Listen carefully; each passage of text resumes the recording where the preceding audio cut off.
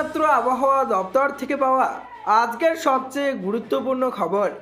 এখন বঙ্গজুড়ে কনকনে ঠান্ডার আমেজ, এবার তাণ্ডব চালাবে শৈত্যপ্রবাহ। তবে এরই মাঝে আবার ঝড় বৃষ্টির পূর্বাভাস, এমনটাই জানাচ্ছেন আবহাওয়া অধিদপ্তর। এছাড়া আজ আগামীকাল উত্তরবঙ্গ সহ দক্ষিণবঙ্গ এবং কলকাতার কোন কোন জেলার আবহাওয়া কেমন থাকতে পারে, এই বিষয়ে কি বলছে আবহাওয়া দপ্তর, বিস্তারিত জানিয়ে দেব ভিডিওটির মাধ্যমে।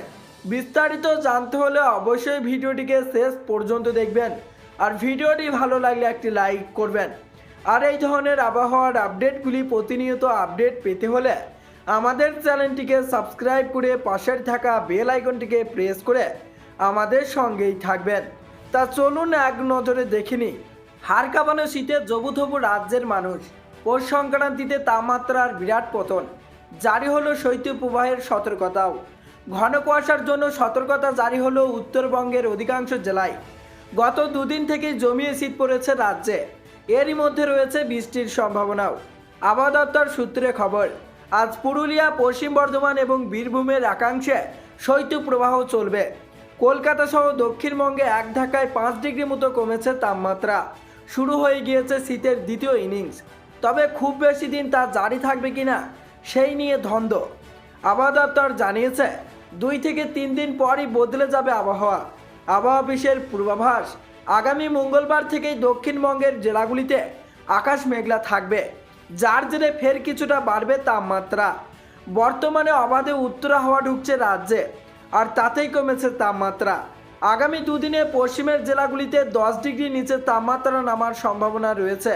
তবে আগামী বুধবার থেকেই বৃষ্টির হানা।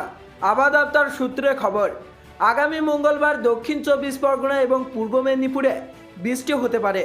এরপর আগামী বুধবার 2 24 পরগনা, পূর্ব ও পশ্চিম মেদিনীপুর, কলকাতা, হাওড়া, হুগলি এবং নদিয়া জেলায় হালকা থেকে মাঝারি বৃষ্টির পূর্বাভাস রয়েছে। এরপর আগামী বৃহস্পতিবার দক্ষিণবঙ্গের প্রায় সব জেলাতেই বৃষ্টি হতে পারে, এমনটাই জানিয়েছে আবহাওয়া দপ্তর। পশ্চিম হিমালয়ান অঞ্চল থেকে রাজ্যের দিকে এগিয়ে আসতে চলেছে পশ্চিমী ঝঞ্ঝা। বঙ্গোপসাগর থেকে রাজ্যে জলীয় বাষ্প ঢুকতে শুরু করবে, এর জেরে বৃষ্টির সম্ভাবনা রয়েছে রাজ্যে।